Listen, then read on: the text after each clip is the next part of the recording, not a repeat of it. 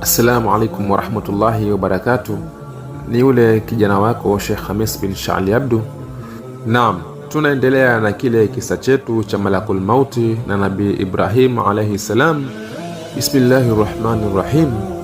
Inasimuliwa kwamba Malakul Mauti alipomjia Nabii Ibrahim Halilullah kuchukua roho yake, Nabii akamuuliza, ewe malaika wa mauti, je, umewahi kumwona rafiki akimuua rafiki yake? Kwa kuwa Ibrahim alijulikana Halilullah, rafiki wa Allah, hakuwa na hamu ya kuonja uchungu wa kufa.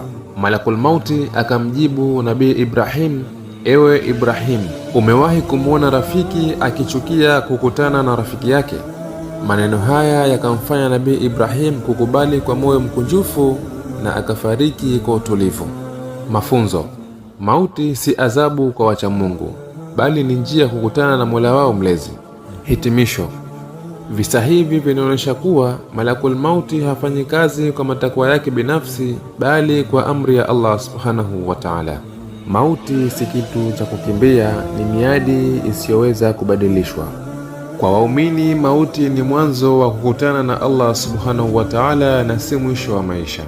Allah atukubali, atujaalie minal lazina yastami'una alqawla fayattabi'una al-ahsana. Wabillahi tawfiq.